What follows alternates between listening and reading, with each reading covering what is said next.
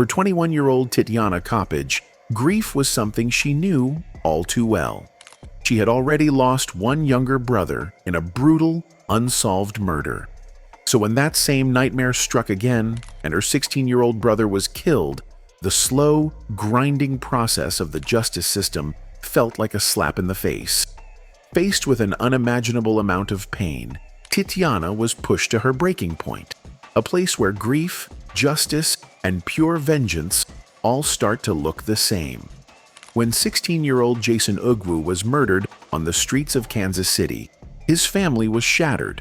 But for his older sister, Titiana, that grief quickly morphed into something else entirely, a burning, all-consuming need for justice. When she felt the police weren't moving fast enough, she sent a text message to her murdered brother's phone.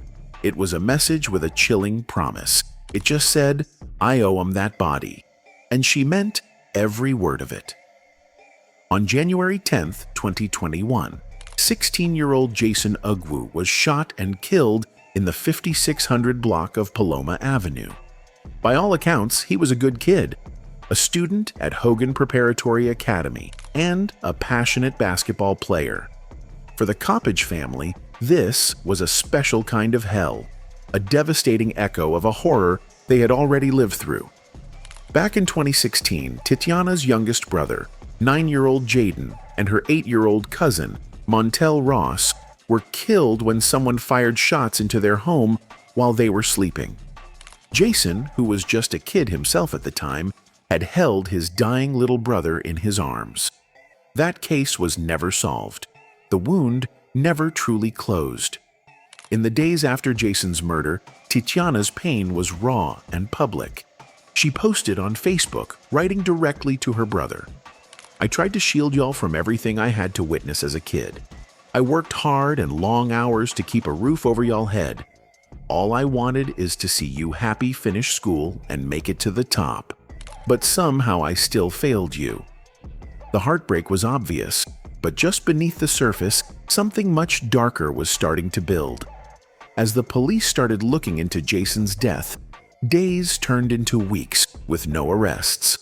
For Titiana, who had already seen her family's case go cold once before, this was simply not an option. But while the official investigation seemed stalled, the streets were talking. A name started to circulate through the community, pointing to one person as the shooter: 36-year-old Keith Lars. It's not totally clear what evidence people had, but for Titiana, the rumor was all she needed to hear. Her frustration with the police boiled over into a grim sense of purpose. Titiana started getting ready to get her own kind of justice. Police would later find text messages on her phone that showed exactly what she was planning. In one message, she asked a contact named Auntie for .45 caliber bullets. The decision was made. She wasn't going to wait around for a justice she was convinced would never arrive. And that decision set off a chain reaction that would only lead to more tragedy. Just 3 days after her brother's murder, on January 13th, Titiana Coppage allegedly decided to handle things herself. Police believe she called Keith Lars and set up a meeting with him in a parking lot. According to court records, once they were both there, gunfire erupted. Coppage would later claim it was self-defense, that Lars shot at her first. But when it was all over, Keith Lars was dead from gunshot wounds to his chest and leg. It didn't take long for investigators to put the pieces together. They used surveillance footage to track Titiana's black Ford Escape from the scene of the shooting right back to her house. Her phone records filled in the rest of the blanks.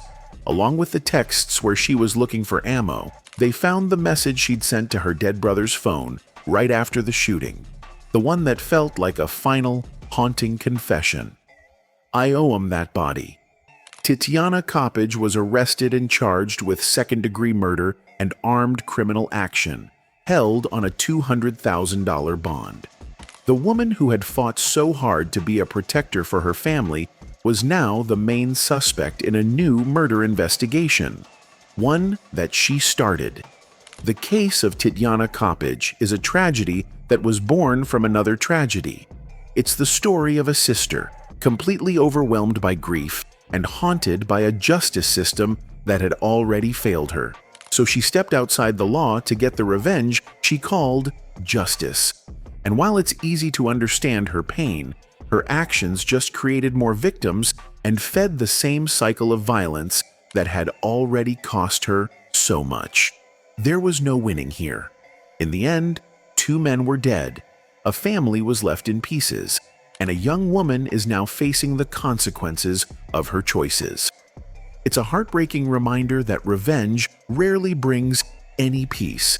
It just writes another painful chapter in a story that has no happy ending. The cycle of violence in this story is just devastating, and it pulled an entire family down with it. It makes you ask some really tough questions. What do you do when the system that's supposed to protect you fails? Not just once, but twice. How far is too far to go for the people you love? I'm really interested to hear what you think about all this in the comments below.